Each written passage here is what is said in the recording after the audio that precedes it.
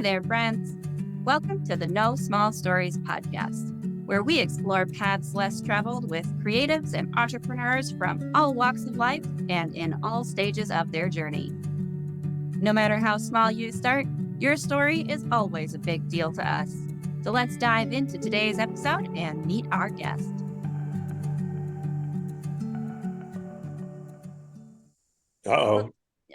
Be ready for it. Hello, everyone. Welcome to another episode of the No Small Stories podcast. I am your host, Haleigh, here with my brother, Jonny. And today we have Dr. Michael W. Herndon, who is a musician first, a dentist second, and also a writer. You have just such an amazing repertoire. I love it. Hello and welcome. Thank you for being here with us. Well, hi, Haleigh, Jonathan. Nice to meet you, man. What's that?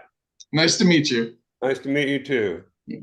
So, do tell us, give us your musical origin story. Go back to the start of it all for us. Give us your musical origin story, because you have worked with so many wonderful people in the musical world. It's just kind of amazing, the people that you have been able to work with.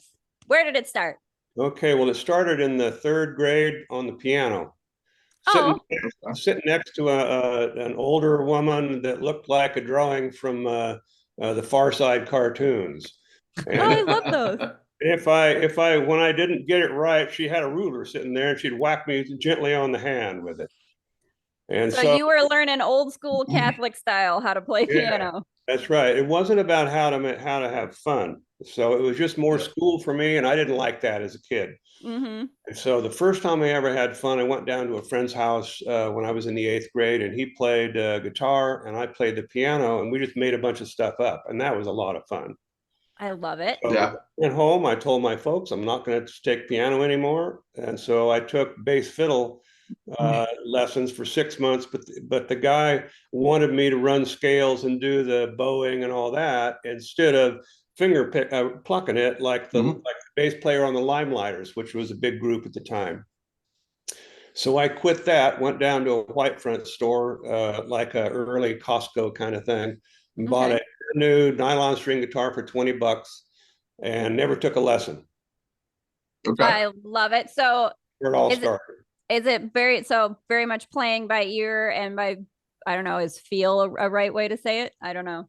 Sure, it's playing by ear. I mean, if it sounds good, do it. I love it. If it sounds good, do it. That's really. Oh, sorry. Go ahead. No, I say that's kind of what it comes down to. Because music is so subjective. You never know whether somebody's going to like what you're doing or not, and so why try to do it for other people to like? You do it so you like it yourself. And I love it. Amuse thyself first. Yeah, for sure. And then if that, if people like it, great. If they don't, well, so what, Yeah. Well, you had fun, and that's what matters. Yep. I began playing guitar just self-taught, just kind of. I was fortunate enough to have the internet around, so I had tablature and I had all that good stuff, videos I could watch. But a lot of this, I had formal lessons later on in life. I actually had them about 4 years ago. I don't know if he rings a bell, but Steve Stein. No. Okay, he works for Guitar Zoom now. I was taught by one of his older students. So he's a big deal in like the metal, like the metal community and stuff like that. But as far as drumming, like how I began playing drums is I basically would sneak into the garage, and my brother had a kit set up, and you just kind of start hitting stuff. You know what I mean? You figure out this does this does this. You know what I mean? So I'd sneak in there and make noise and kind of peek around the corner and make sure he's not coming. And then eventually it just kind of stuck. Like I tell people it's not. I don't know how to explain like time, like how long it's gonna take for you to like get this, like for as far as drumming, because when you are able to start moving your foot and playing with your feet and your hands, then you kind of just get it. It doesn't gradually happen. It just happens. Like one day you just get it. Did you have that with guitar or the fiddle or what you were playing? So like, was that anything that happened for you? Like you just like it clicked and it just sounded good, or no? No, I just enjoyed it from the beginning, and Mhm. finger picker, and that's how I started. And it was the days of Joan Baez and others. I learned songs from one of her records, and that got me into the finger picking thing. And a lot of it was just exploration. In fact, now I do Mhm. live shows with a guy named Joe Craven, and Joe is quite renowned on the what do you call it, the festival circuit. He MCs some Okay.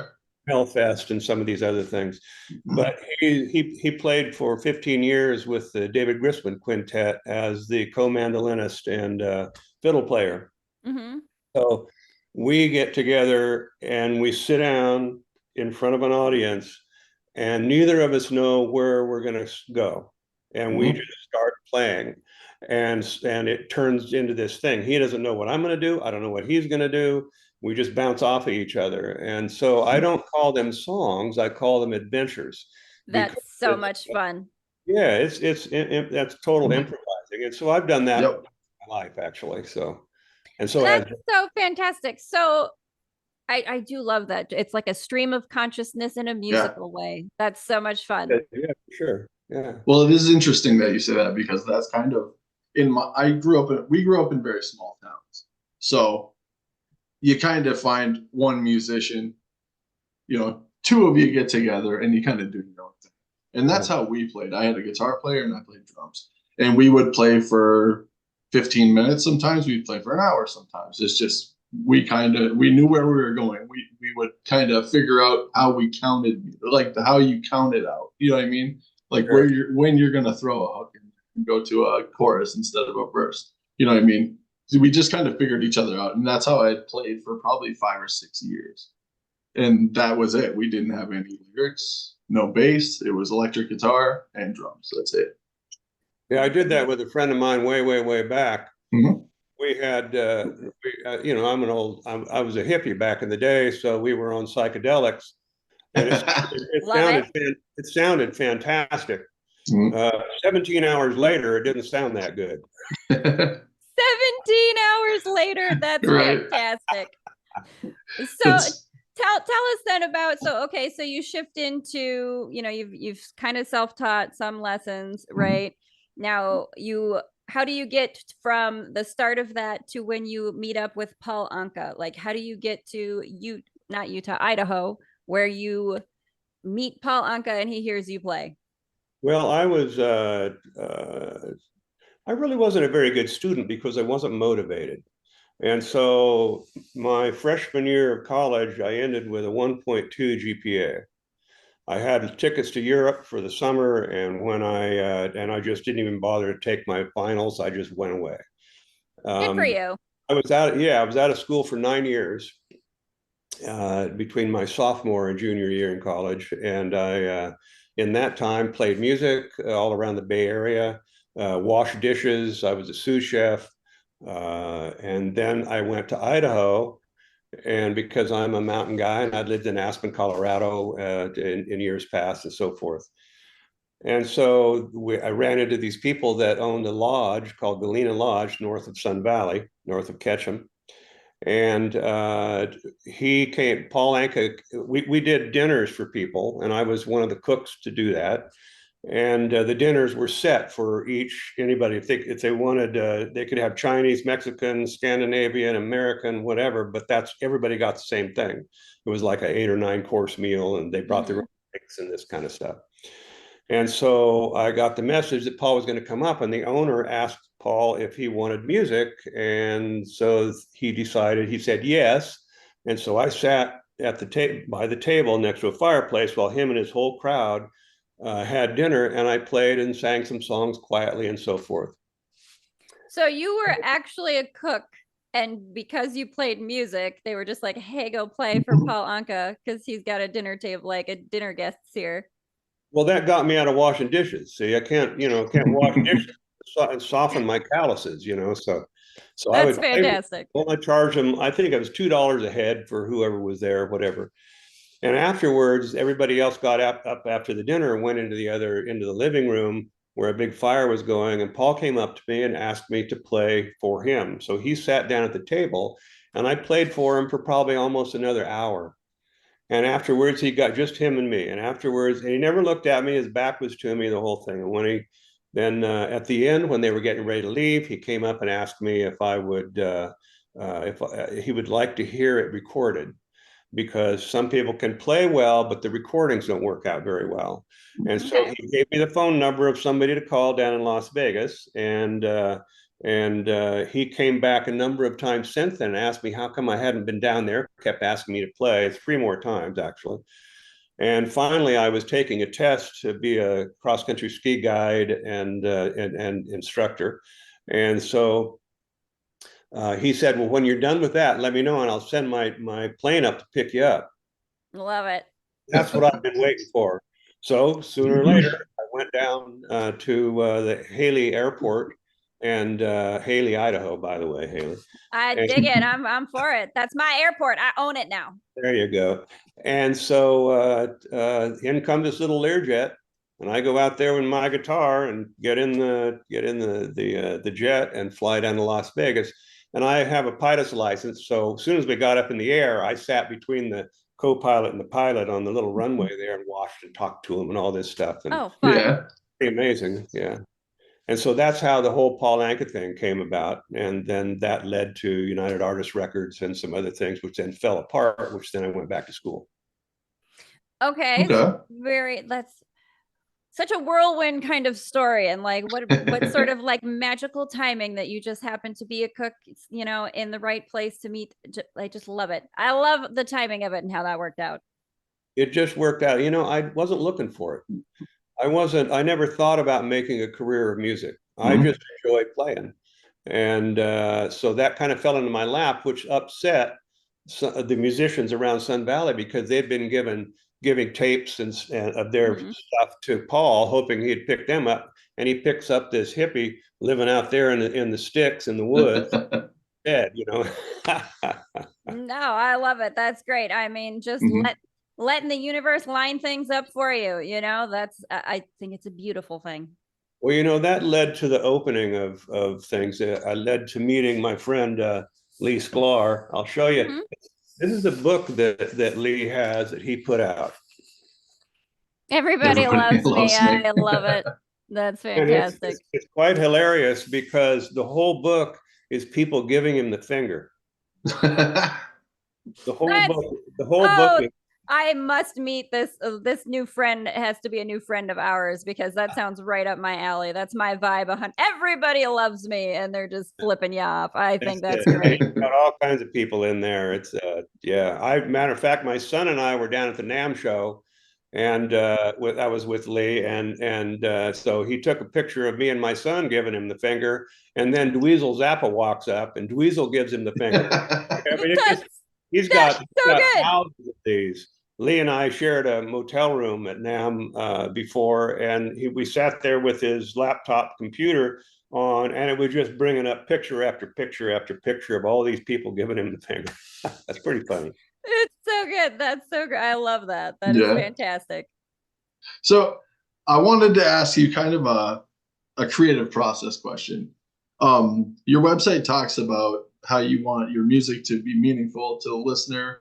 What is your creative process, and what do you write first? Do you write the lyrics or the music? Because you in a way they kind of have to bounce off of each other, you know. Which do you write first?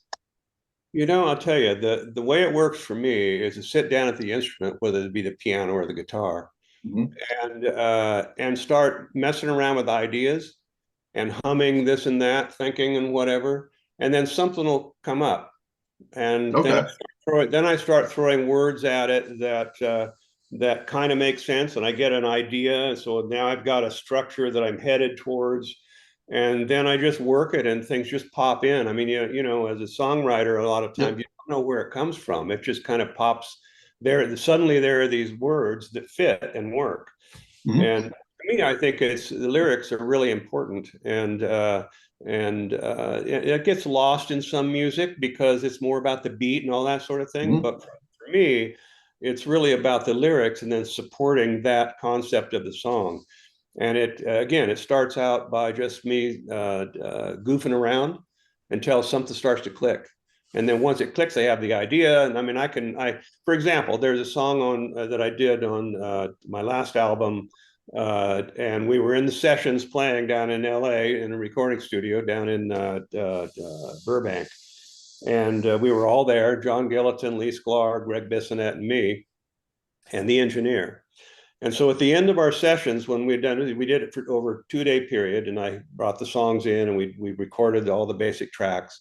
And then I said, well, let's do a blues song. And they said, well, what do you have in mind? So I played this thing for them. And they said, okay, we started it up, never rehearsed it, just went through this process, and there it is, no lyrics or anything. So I have it home and I'm working on the album and I'm singing and doing whatever else I need to do and adding this and that and whatever, guitars and whatever.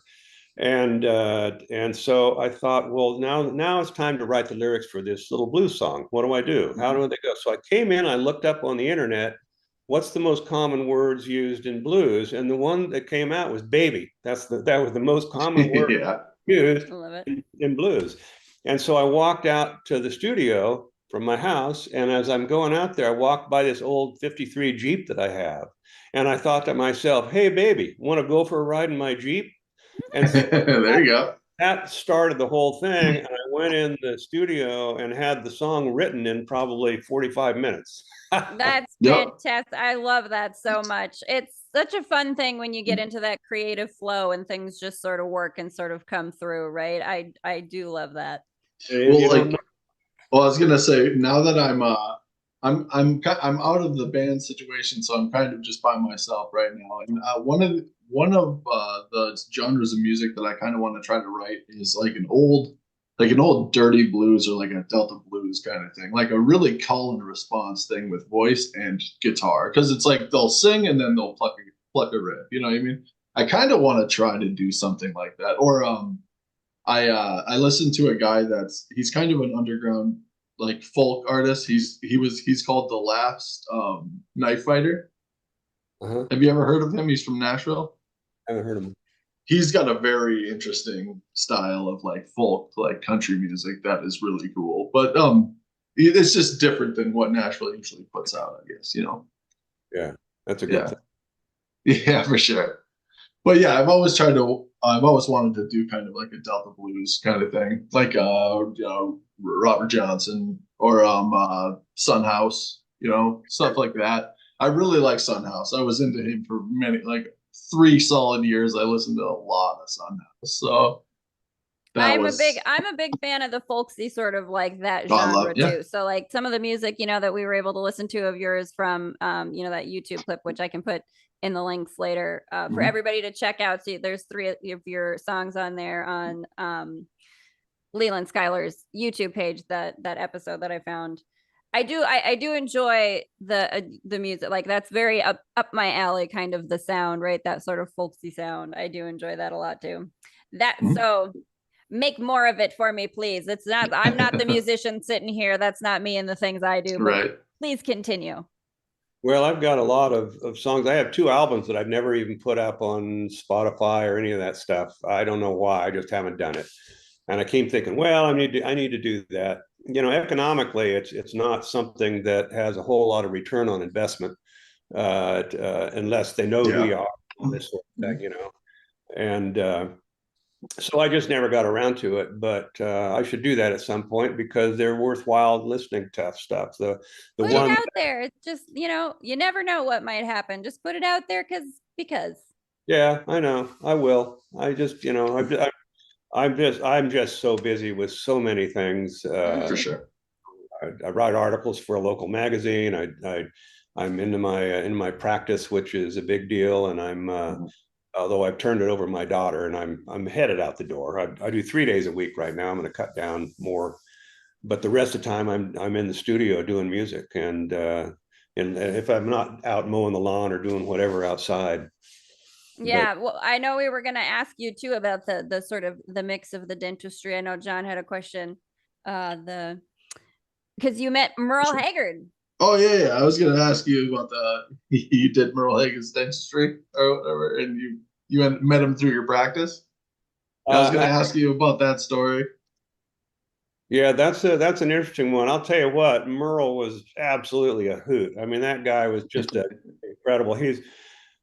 People think of Merle and they think of him as the working man's guy and a nice guy and all of that. And my goodness, it's true. I mean, he was a remarkable individual. You never knew what he was going to say. He was referred, there was a general dentist that he was seeing, and so he sent Merle to a prosthodontist who's a specialist in reconstructive dentistry. And that prosthodontist sent him to me for treatment because of my background and training in periodontal prosthetics at University of Pennsylvania.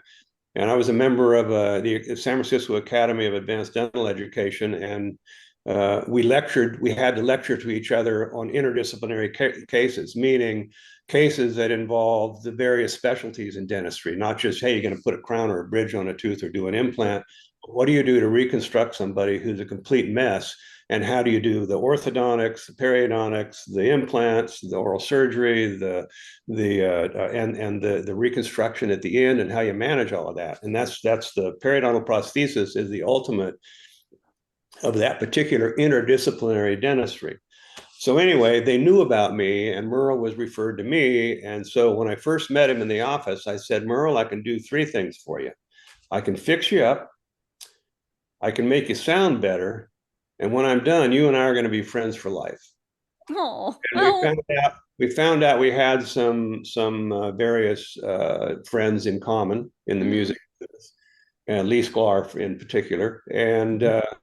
And so I went through all that, and it was a very difficult case because he had to go out on the road and be functional within 2 weeks of me doing all this surgery on him and completely rearranging his teeth.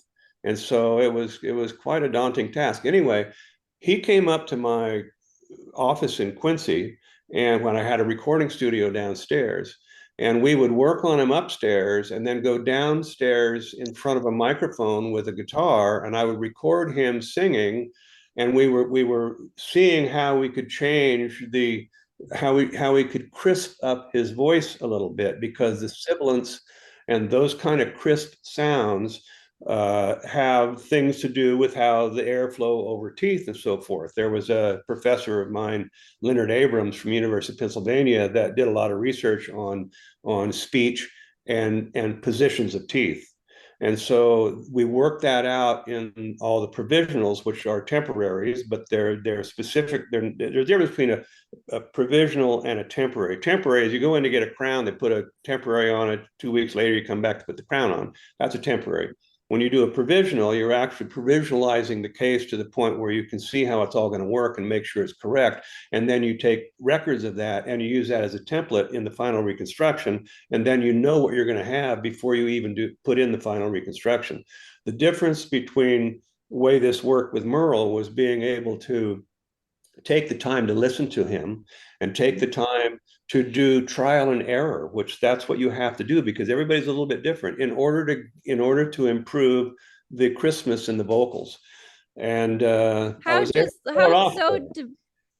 just the divine orchestration, though, that like you would happen to have, like, you start with music and you go into this dentistry and you happen to have a recording studio in your base. Like, it could not have been a more perfect setup for you to have the most perfect skill set available to be able to do exactly this. And it sounds incredible to me. This, like, you're mapping out how to correct the sound of his singing through the placement of his teeth. That is just, I love this so much. That is insane to me.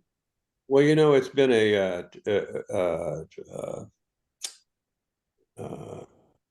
it's been a bit of a journey.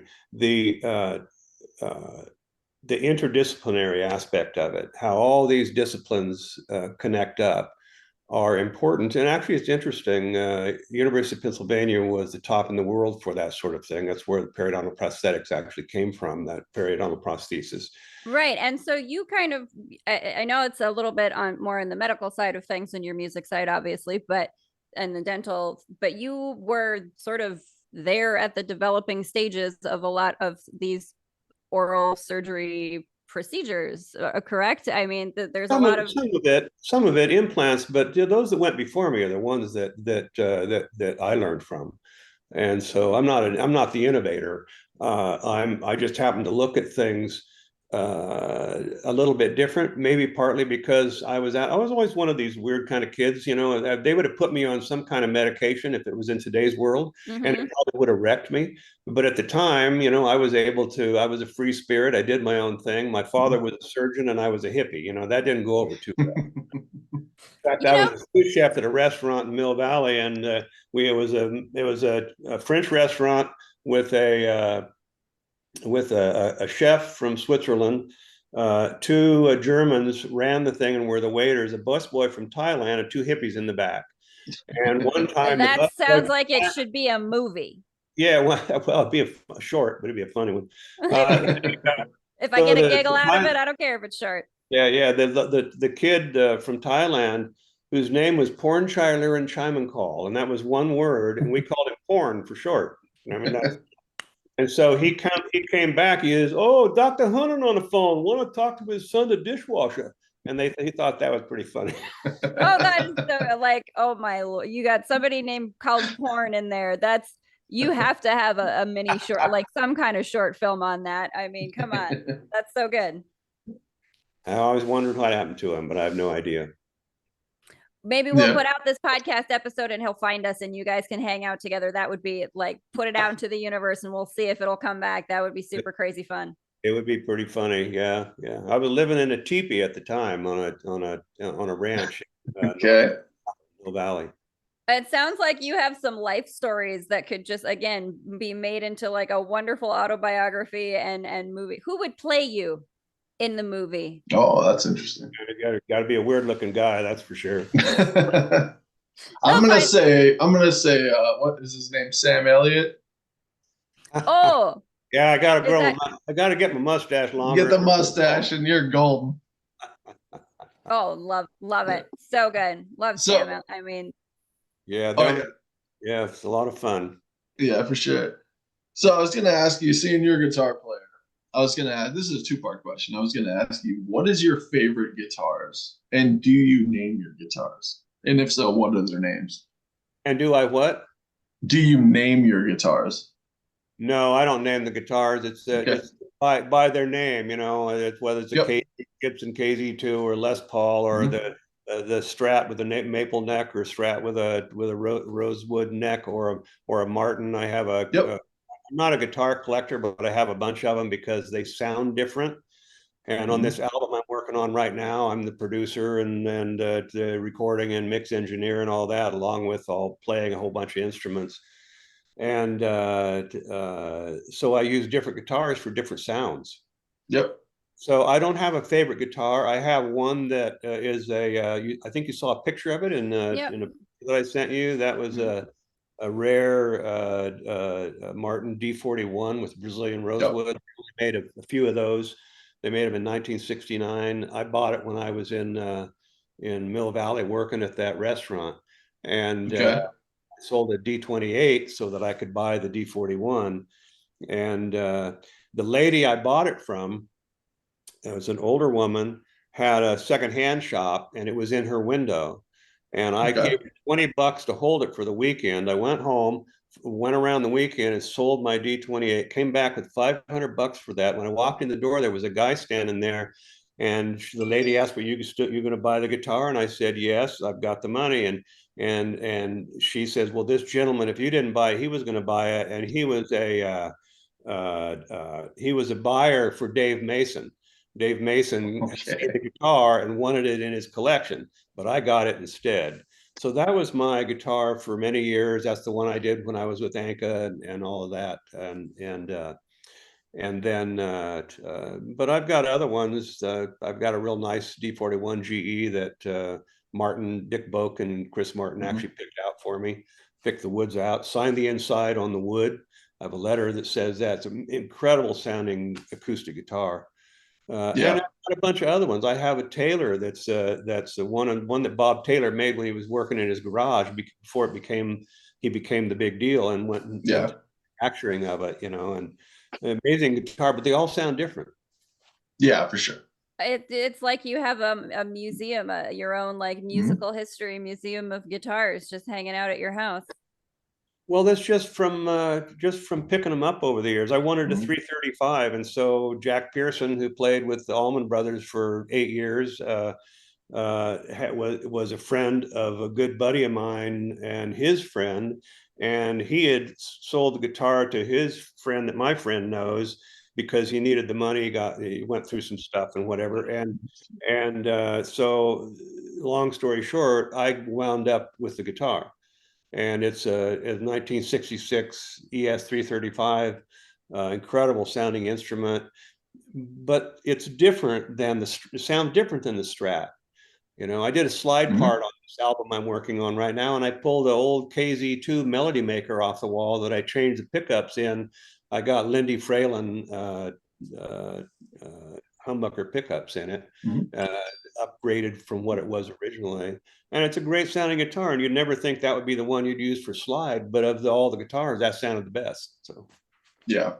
That's very cool. I dig it. So I do kind of want to ask you, I mean, you've been in the music industry, obviously, most of your adult life, right?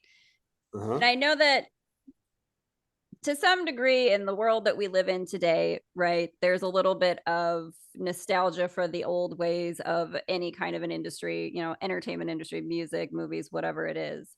As you've kind of watched the way that technology has developed, the things, the avenues that are available for people to put their creativity out into the world now, do you have what is your perspective, since you have a little bit of a different way of looking at things? What's your perspective on the way that the music industry, as you've experienced it, has evolved over time, and to where we are now with, again, just the multitude of platforms on the internet and things that people have available?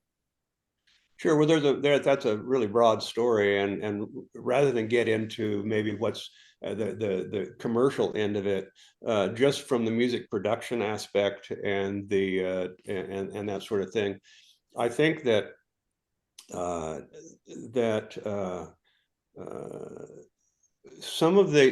lot of the music that's being produced today is very complex in the background stuff. They add this, that, and the other thing. So they have multiple tracks going on with all this stuff. And from an engineering perspective, it's remarkable to me at how well people can manage all those sounds and make them all clearly audible in the stereo spectrum when you're listening to it. So I think that's fantastic. And that has a lot to do with the digital things that we can do today and all this sort of thing. I grew up in the area where it was analog Mm-hmm. and tape. And when you went in and recorded an album, you did it live with people with you, and you had it perfected to the point where there it goes, because it costs a lot for the 2-inch tape and for all this sort of the studio time and everything. So I still think that I approach it from an analog perspective, even though I use digital tools. I want to actually play the instrument. I don't want to use something that manipulates that. I Mm-hmm. want to leave some of the things and the nuances in that aren't exactly perfect everywhere, because you can do that today. I mean, I was working with an engineer named Tal Herzberg, and Tal was working with Barbra Streisand. And this was in Very the cool. original days of putting together digital audio workstations that we all use now on our computers to do this musical thing. And so you could go into you could comp a take, you could sing a phrase over multiple times, and you can pick parts of the phrase that you like best out of all those cuts and stick them all together. So she was actually going in because she could, which we all said she doesn't need to, but why does she do it? Well, because she can. And so she would take a word, and she liked the way she pronounced a syllable in the word better in this song, in this take, than she does in that take. And they could cut that, splice it, and stick it together. Now, in the That old, is some you had to do, really yeah, granular editing. Wow. you can do that. And so in the old days, you had to do it with a razor blade on tape and scotch tape to hold it together. So Yeah. that's how that was done. And so you were limited. So I think that there's been a lot of tools come along that are really fantastic and help us make make music that's still authentic, but we have those tools to help us make it better and more, and where you can really hear all the parts that are going on. But I think that I have to agree with Merle when he talks about country music, for example. Everything is too perfect. You know, Merle's attitude on it is that he likes music that still has the warts and moles on it. In other words, these are real people playing the real songs, recording them live, doing this thing, and it's not, you know, that's country music as it used to be versus country music, which has now become pop. Yep. Way, you know. I think, yeah, but for me, I have that same sort of thing where I'm not really drawn much to country music in that pop sense where it's at now, which is, you know, go ahead for people who like it, have it, that's cool. But I like the more folksy, like you're saying, a little bit of, it doesn't have the perfectly auto-tuned kind of like sound to it. There's something more unique and more sort of a live presence to it that I do really enjoy. Yeah. Yeah, it feels more real that way, you know, kind of. I mean, I don't know. And it's all, like I said in the beginning, it's all subjective. I mean, people like what they like, you know, there are a lot of people wouldn't like what I do, but you know, then so what? Yeah. So what? You do what you do and you like what you do, and that's what matters at the end of the day. And then also to your point about country music becoming pop nowadays, I tell people there's not that much real country out there. I mean, there is, but you kind of have to dig and look for it a little bit. But like the commercial stuff, it's pop music. It's all it is. You know what I mean? Yeah, and you know, I don't mean to be critical of it. It doesn't appeal to me. I mean, you know, that's the way it is. Music, again, it's so subjective that, you know, I give people the record or whatever, and I tell them, I don't know whether you like it or not. I hope you do. If you don't, well, that's cool. Pretty much. You'll like it, or you can use it as a signaling device on a CD if you're ever lost in the woods. I love it. It has dual purpose, dual functionality. That's a fantastic thing. I think that's great. Well, you have to do it for yourself first. You know, you have to enjoy it. If you don't enjoy it, what's the point of doing it? Pretty much.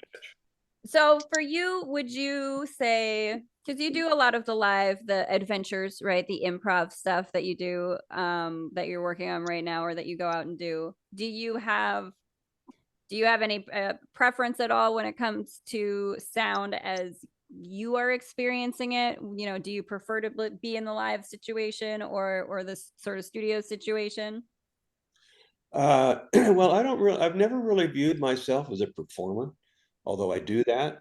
But that was never that, you know, some people, they can hardly wait to go out and get out in front of people and play. That's that's their main focus. And for me, it was never that. For me, it was the adventure of actually of discovery. And that's what happens in a recording studio. You know, you're trying ideas, but like, for example, this record that I'm producing right now for a good buddy of mine, that a keyboard player, excellent songwriter. We've worked together for over 40 years, and he's never done an album. And so I'm working on this for him. And I'm playing all these different instruments. I'm playing everything from all the guitars, a banjo, then also to I'm the bass player, I'm the background singer, although we're bringing in a woman to do some singing because we need that frequency in some of the places, you know, to elevate it a little bit. But that's all an adventure. That's a discovery. And that's one of the things by the way, I'll just throw it in there. That's one of the things that I found very interesting about dentistry, because it's an art form, very definitely an art form. I had a patient come in that had some work done on one of his front teeth, and it had been done 2 or 3 times, and it didn't look very good. And I told him, you know, I can fix that for you if you want. He says, well, why would what you're going to do be better than what he does? And without missing a beat, I said, because I'm an artist and he isn't. Yeah. And after I've got that creative juice. "Oh, you are an artist," you know, because it's a sculpture thing, you know. So there's discovery in it. There's discovery in it from the physiological and biological aspect, but there's also discovery in how you manage hand-eye coordination and all this sort of thing. Well, when it comes to music, it's the adventure that turns me on more than anything else. The discovery of something new or interesting or whatever. Well, I'll sit down with a guitar in an alternate tuning, and I'll sit there and play for an hour in one tuning, never stopping, and just wandering around freedom. And that is absolutely, I mean, it's the greatest thing. I sit out there in the studio with by myself and do that. So I forget what your original question was, but I think to me it's mostly the adventure rather than the performance. Although I've always enjoyed performing afterwards. Before I go to do a performance, I mean, why did I decide I was going to do this? Now I got to practice and I got to do all this stuff and I got to be. Why do I do that? And then when I go actually perform it and everybody likes it, and I walk away, go, man, that was fun. I want to do another one. And then that fades away. And the next thing you know, I'm going, well, I don't want to do that. I don't want to do another one of those. But it keeps up, And then with Joe, it's just, I mean, it's just a free for all. We again, it's not. I don't have to practice. There's a difference between performance. If you're going to go out and do a set of songs, you have to practice those songs until you get the songs down and know what you're going to do. But see, that takes away from writing new stuff, which is easy. And I don't make a living off of it, so I enjoy the discovery most. Well, way to answer that, wasn't it? So. Yeah. I love that. I think that's such a fun approach. I think that's Go ahead, John. I was just gonna say, that's kind of the bubble that we got caught into as a band. I was in kind of like a bluesy metal band before I left that like a month ago recently. It wasn't that long ago, but we kind of got into a rut. We were getting ready to kind of trying to play some shows. So we were it was more, I told them it was more of a rehearsal than it was a band practice. You know what I mean? It became an ongoing rehearsal and the chore more than fun. I wasn't creative. I wasn't playing guitar or drums in my off time. The only time I played it for an hour. I just lost interest because I had 7 songs going through my head and nothing else. And that's all I was really allowed to play. So it's like, I just kind of had to get out of it. You know what I mean? It's like this ongoing rehearsal. I know exactly what you're saying. It eats at you sometimes because it's like, what are we doing? Because you could play it 10 times, but you're not going to get any better. You know what I mean? You got to play it a couple times, put it away. You know what I mean? Like just kind of stop a little bit, do something else, and then go back to it. That's kind of how I do it. I'm not saying everyone has to do it that way, but it just, we would play these songs probably 7 times. It's like, recording, I get it, but it's like after 3 times, it's like, I don't want to play this anymore. It's old. You want to try something new. You want to get some fresh juices in there. Well, you become a robot at that point. It becomes very, like, you become very disinterested, like, I don't know. It's just, you kind of separate yourself from it. And it's not really a fun thing at that point when you play it 15 times in a row. Because you're not engaged in it the same way if you're playing it over and over as you are when it's new and exciting. You're more engaged when it's new and exciting. That's right. Yeah. I tell people, or go ahead. No, I was doing a record for a guy, co-producing it with him and doing all the engineering and everything. Mm-hmm. And I put so much time into that I would lay there at night and I'd have these songs running through my head that weren't mine, and I didn't, it was like when he came to do a second one, I turned him down because it interfered with what I was wanting to do. I think I was this song by him. As a matter of fact, I did a blues record last year for somebody, and I walked up. They were performing it, and so I walked up with my buddy, and they'd play this song, and I'd turn to him and he's, I hate that freaking song. and another one would come up, they'd play that, I hate that freaking song. I keep saying that. They were great songs. They weren't, I didn't hate them. It was funny, but the point is that I got sick of them, because when you're in the studio and you're doing all the engineering, you're listening to it again and again and again and again and again. Now, this one I'm doing right now with my friend Roger is different because his music is more aligned with mine. And plus we played together for 40 years. So this is kind of a co-project. So therefore I'm really involved in it. Therefore it's fun. This other one, all I was the engineer. Yeah. Mm-hmm. Not as much having your hands in the clay. Yeah. And then also from an engineer standpoint, we would kind of also, while we were trying to record, sometimes we would change music on the fly as we're trying to write lyrics, and that doesn't work out very well because it's like your mapping changes. This part becomes 8 measures instead of 4. So it's like I can't. The lyrics we had didn't work, so we kind of threw out an anchor, and that's where we stayed. You know what I mean? That's more or less what I was trying to say. It's just we didn't go forward or backwards. We were just stuck. Mm-hmm. So, and I think every musician becomes that person eventually. But yeah, you just got to know how to navigate out of it, or just figure out your own lane. Yeah, sometimes you just need to shift, and you do just need to figure out your own lane. That's part of that discovery. That's part of the journey. Sure, it's very entertaining, frustrating at times, but entertaining. Yeah, I tell people all the time, like the days, like the first year you start a band, remember those days, because those days that you're awkward together, like as far as musicians, like you don't really bounce off each other yet because you're still trying to figure each other out. Those are the best days you're gonna have as a band, trying to figure it out. Because once you get to the point of it becoming repetitive, then it's like, that brings up an interesting aspect of recording. And that's one of the entertaining things about taking your music in and recording it live with some of the top studio musicians that are out there. Lee Sklar, John Gilliton, Greg Bissonette, and others. And when you do that, we never sat down and rehearsed anything. Yep. We had charts. And I knew the songs because I was a writer. I'd sent them an audio of what I'm doing, of this song and that song and whatever series of songs we're going to record. And then you go in there and you play it, and really you nail it within 1 to 2 takes, maybe 3 takes, hardly ever 3 takes. You do 1 to 2 takes, sometimes 1 take, boom, there it is.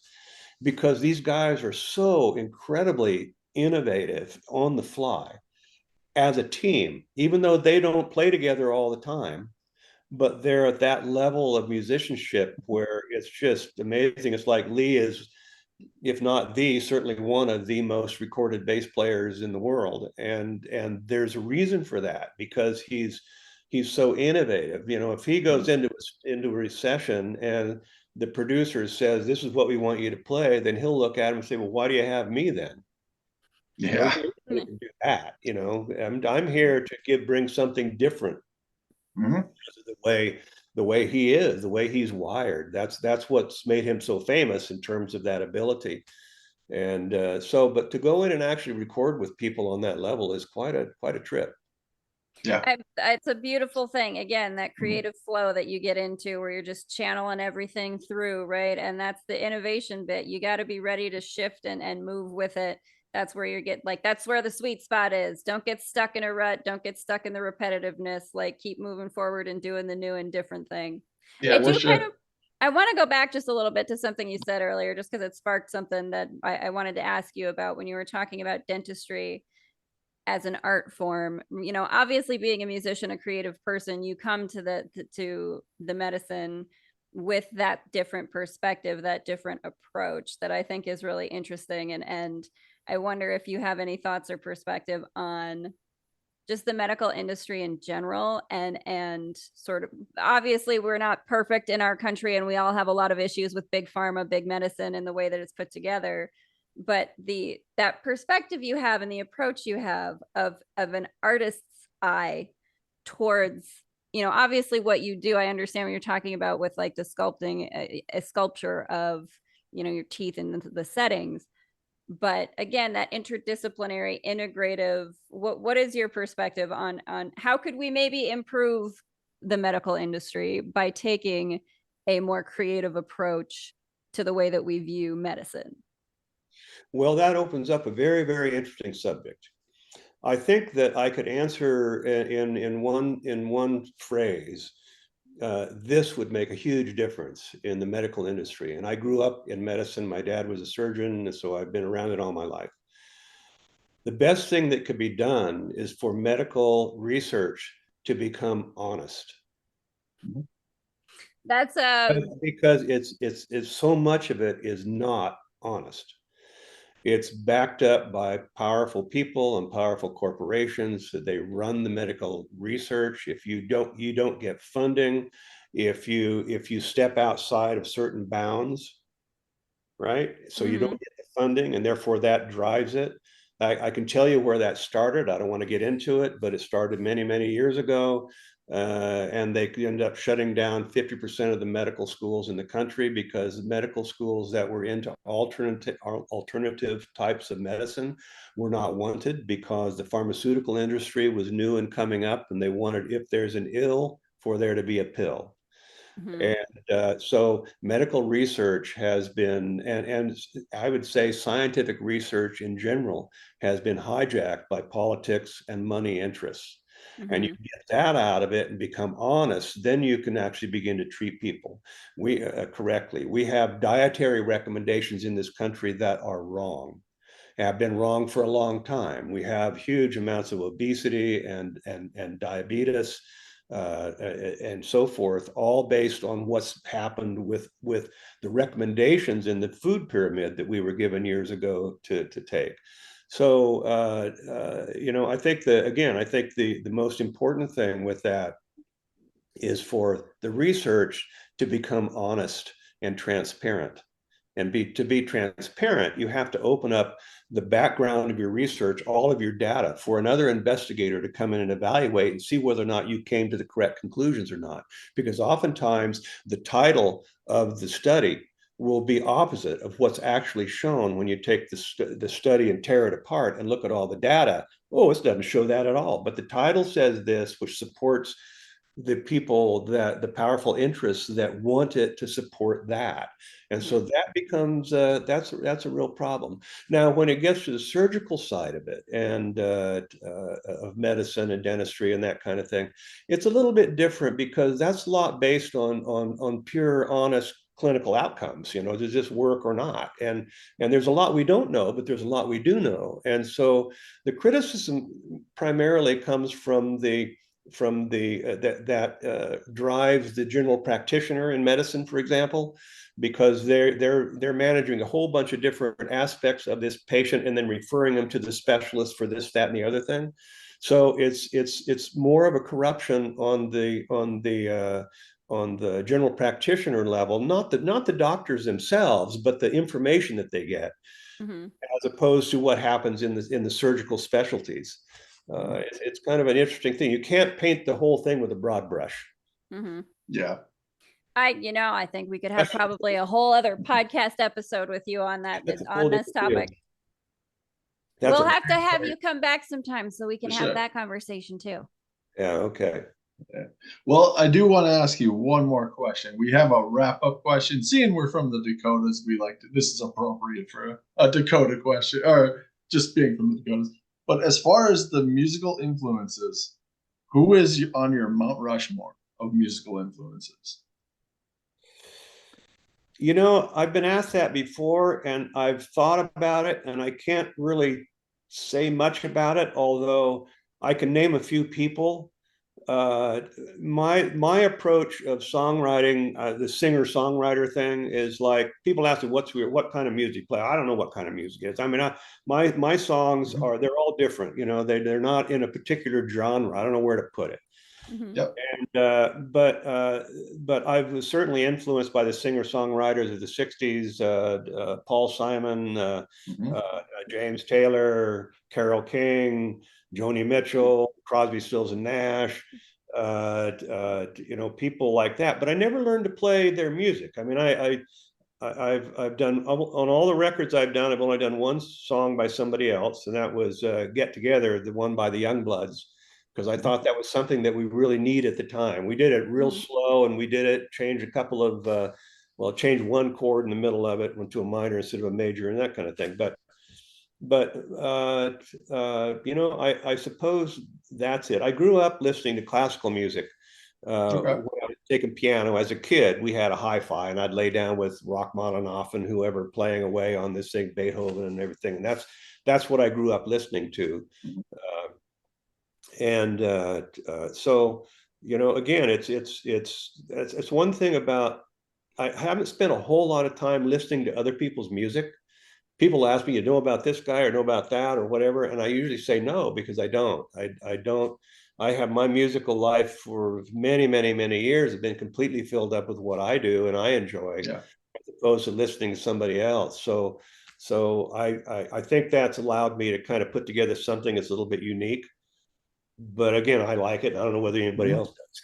And as Well, long as you like it, that's what matters. yeah. I was gonna say my old band was kind of that way because we came from all different musical influences. I listened to more metal and hard rock and stuff like that. I listen to everything, but as far as playing, that's kind of where I fell.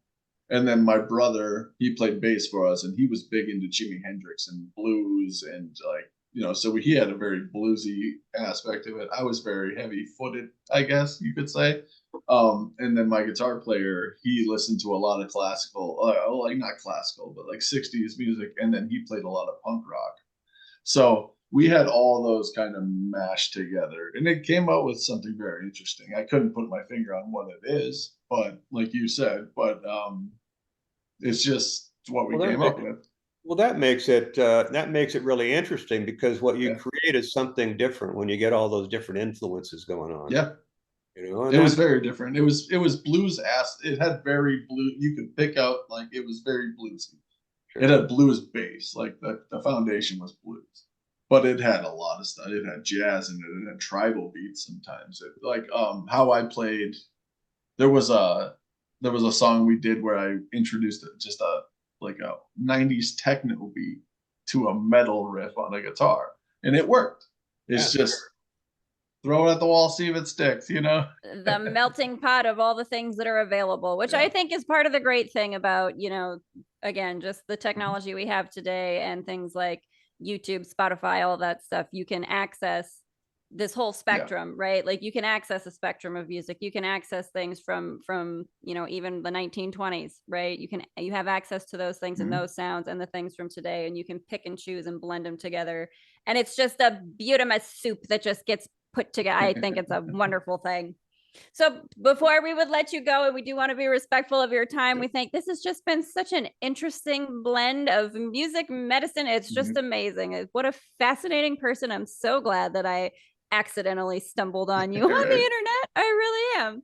And so, but where can people find you if they want to go out and find you for your various different things? We'll definitely put your links in the description, but let folks know where to come and find you. Well, that's that's a difficult thing to nail down, other than where I live. Oh no, on the digital spaces, on the onlines. Where do they find you? I'm not in very many. I'm not a member of any of the. I don't do Twitter. I don't do Facebook. I don't do any of that stuff. I did that. I did Facebook for a short period of time before one of the elections, and everybody started yelling at everybody else. And I go, I don't even want to listen to this. So I got out. I'm with you 100%. That's why I stopped watching the news. Yeah, fight amongst yourselves. Yeah, I have the website, and that's really the way to contact me. Dentally, it's I have my office. I recently turned it over to my daughter. I think I might have said that earlier. She's a dentist, and so I've turned a lot of it over to her. I still do 3 days a week, but I'm fading out on that eventually too at my age. You'll fade out on that and you'll just retire into musicness for the rest of forever, and it'll be wonderful. And we will have you back again so that we can talk more, because I'm sure you are just full of all kinds of fun stories too. I feel like there's plenty we could dive into. There's all kinds of, man, and we just barely scratched the surface. I love it. We'll have to have you back again. Yeah, like I said, they would have put me on some kind of medication if I'd have been a young kid in today's world, so. I just missed that era. I absolutely probably would have been medicated 100%. I'm with you on that. Black sheep, neurospicy, probably on the autism spectrum, whatever they want to call it. I'm sure that's where they would put me. But Michael W. Herndon, musician, dentist, writer, all around just wonderful, fascinating human being. Thank you so much for joining us. This has been so fun. Thank you. It was quite the joy. Yeah, it was awesome. Jonathan, great stories, man. You good? That was good to talk to you and hear your. Yeah, it's a lot of fun, man. I love talking to musicians, just bouncing stuff up. Like my buddy Ike, he's very Very over the top. We'll bring you back sometime and we can have Ike on and we'll have a nice Sure. we can have another musical powwow. Oh, what a fun time. That would be lots of fun. You bet. Yeah. You let me- Yeah, it's been a Awesome. pleasure, man. Thank you, you. guys. Thank you. Appreciate it. Dinner's all mine.